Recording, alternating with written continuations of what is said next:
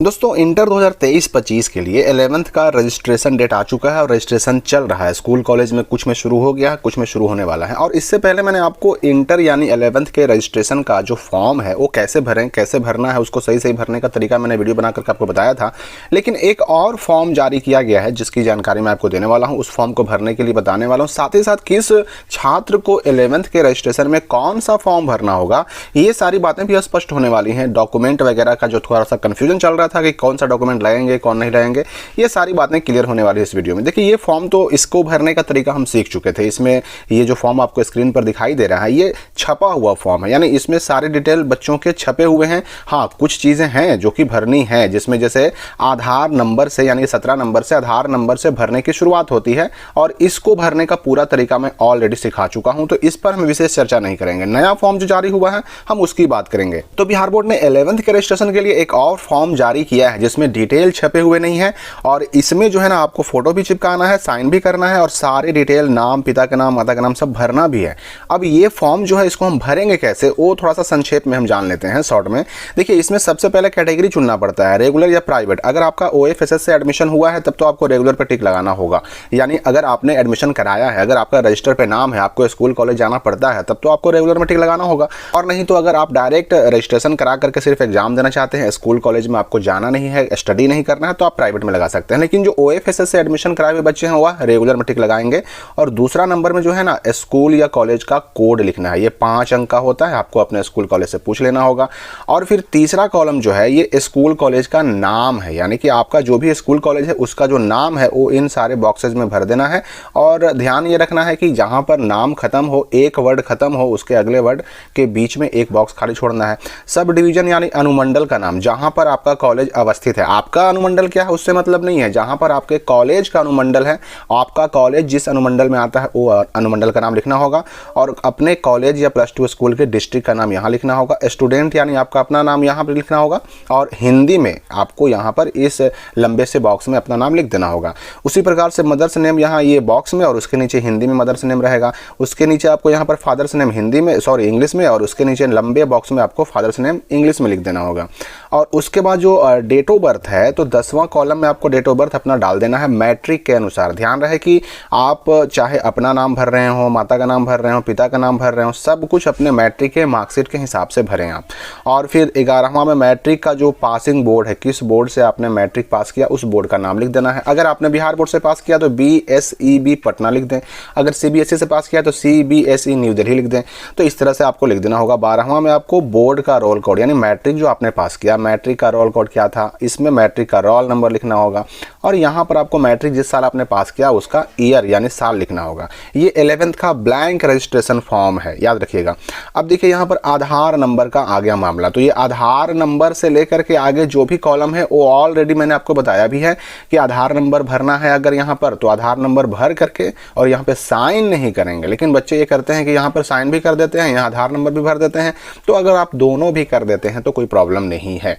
और रही बात फिर यहाँ पर जेंडर की, तो जेंडर में आपको मेल या फीमेल चुन लेना होगा। कैटेगरी यानी कि आपका मैट्रिक के रजिस्ट्रेशन कार्ड में क्या कैटेगरी है, BC1 है, BC2 है, या फिर ST है, या SC है, या जनरल है, उसके हिसाब से चुन लीजिए।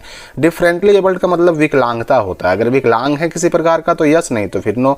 नेशनलिटी में इंडियन हो जाएगा और रिलीजन में धर्म अपने हिसाब से हिंदू मुस्लिम जो भी है टिक लगा लेना है।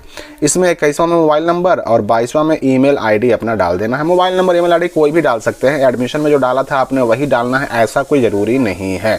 फिर उसके बाद जो है ना आपको यहाँ पर एड्रेस लिखना है अपना, यानी कि जहाँ पर रहते हैं उसका एड्रेस लिखना है। 24वां में शादी हो गई तो मैरिड, नहीं हुई तो अनमैरिड में टिक लगाना होगा। अकाउंट नंबर 25, 26 और 27 भरना जरूरी नहीं है, भर भी सकते हैं नहीं भी भर सकते हैं। और 2 आइडेंटिफिकेशन मार्क्स वैसे ही भरना है जो आपको मैंने पहले छपे हुए फॉर्म में बताया था, यानी कि मोल ऑन नेक या फिर मोल ऑन हैंड, उंड मार्क यानी कि जख्म के निशान के लिए, या फिर अगर कटे का निशान है तो कट मार्क, और कहाँ पे है उसके हिसाब से जगह का नाम देना होता है।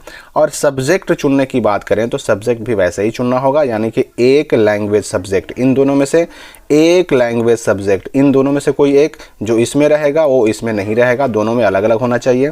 अब ये 2 हो गए, यानी 200 नंबर का हो गया। इन सब्जेक्ट्स में से 3 चुनना रहता है, तो 300 नंबर का यहाँ हो गया। आप कोई भी 3 आप चुन सकते हैं, और अगर आप एक्स्ट्रा या एडिशनल सब्जेक्ट भी रखना चाहें तो इन सारे सब्जेक्ट में से कोई एक सब्जेक्ट चुन सकते हैं।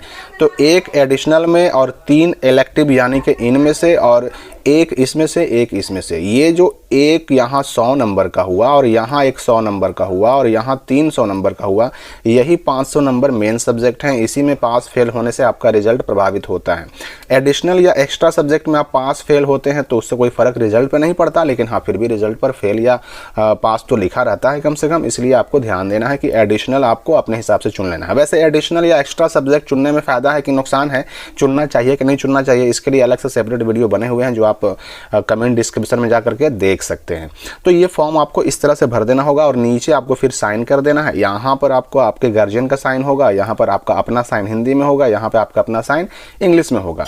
तो चाहे आर्ट्स हो, साइंस हो, कॉमर्स हो, सब में सेम यही फॉर्म मिलेगा। अगर ब्लैंक फॉर्म मिल रहा है तो बस फ़र्क कहाँ रहेगा, तो ये सब्जेक्ट, लैंग्वेज तो वही रहेंगे, चाहे आर्ट्स हो, साइंस हो, कॉमर्स हो, लैंग्वेज बिल्कुल सेम रहेंगे। फ़र्क बस कहाँ रहेगा, तो ये इलेक्टिव सब्जेक्ट में। अब साइंस रहेगा तो उसमें आपको यहाँ पर चुनना पड़ेगा फिजिक्स, केमिस्ट्री, बायो, या फिजिक्स, केमिस्ट्री, मैथ 3 चुनना पड़ेगा, और एडिशनल में उसके हिसाब से चुन लेना है।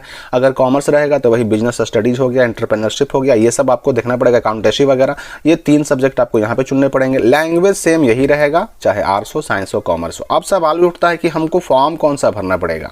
देखिए, आपका स्कूल, आपका कॉलेज कौन सा फॉर्म देता है उस पर डिपेंड करता है। अगर ये ब्लैंक फॉर्म भी आपका स्कूल कॉलेज आपको दे तो भी आपको फॉर्म भर देना है, आपका रजिस्ट्रेशन हो जाएगा। अगर वो छपा हुआ फॉर्म जो इससे पहले मैंने दिखाया वो अगर आपका स्कूल कॉलेज दे तो उसको भी भर दें, कोई प्रॉब्लम नहीं है, आपका रजिस्ट्रेशन हो जाएगा। अगर आपका स्कूल कॉलेज अपने लेवल से, अपने स्तर से ऑनलाइन करवा रहा है तो ऑनलाइन भी कर सकते हैं, उससे भी आपका रजिस्ट्रेशन हो जाएगा। जो आपके स्कूल कॉलेज में जो व्यवस्था चल रही है, जो सिचुएशन चल रहा है, जैसा वहाँ पर नियम है उसी हिसाब से उसको फॉलो करना है। आपके कॉलेज में ब्लैंक फॉर्म मिले, चाहे ऑनलाइन करवाया जा रहा हो, चाहे आपका छपा हुआ फॉर्म मिले, आपका रजिस्ट्रेशन हो जाएगा। ये जो फॉर्म जारी किया गया है असल में प्राइवेट के लिए जारी किया गया है, लेकिन ये फॉर्म प्राइवेट का भले ही हो पर कॉलेज स्कूल अगर इसको रेगुलर बच्चों को भरवा करके और रजिस्ट्रेशन करवाते हैं तो भी उससे कोई प्रॉब्लम नहीं है, आपका रजिस्ट्रेशन हो जाएगा। अब रही बात डॉक्यूमेंट की, तो देखिए डॉक्यूमेंट का मामला भी बहुत हद तक स्कूल कॉलेज पर डिपेंड करता है। आपका स्कूल कॉलेज जो मांग रहा है वही आपको लगाना है। बहुत सारे स्कूल कॉलेज हो सकता है कि मैट्रिक का मार्कशीट मांग दें तो मार्कशीट आपको लगाना पड़ेगा। हो सकता है कि आपसे एडमिशन रसीद मांगा जाए तो आपको एडमिशन रसीद लगाना पड़ेगा। अगर आपका जो स्कूल कॉलेज है, अगर 11th के रजिस्ट्रेशन में आपको जाति आवासीय आय की मांग कर देता है, आधार कार्ड पासबुक की मांग कर देता है, तो जो मांगे आपको उसके हिसाब से फॉलो करना है। तो डॉक्यूमेंट का पूरा मामला भी डिपेंड करता है किस पे, तो आपके अपने स्कूल कॉलेज पर। और पैसे की बात करें तो पैसा तो ऐसे 515 रुपया है, 515 रुपया जो रेगुलर बच्चे हैं उनके लिए है, लेकिन इसमें कुछ पैसे और जोड़ करके आपको लिए जाएंगे। जैसे कि हो सकता है कि 50 इसमें जोड़ा जाए, हो सकता है इसमें 100 रुपया जोड़ा जाए, एक्स्ट्रा कुछ भी जोड़ करके लिया जा सकता है। तो ये आपको ध्यान रखना होगा कि अलग अलग कॉलेज में ये पैसा अलग अलग हो सकता है। फिलहाल डेट है 15 दिसंबर तक, लेकिन इस डेट को बढ़ाया जाएगा। अगर कहीं कोई डाउट हो तो कमेंट में पूछ सकते हैं। हम मिलते हैं अगली वीडियो में एक नई जानकारी के साथ।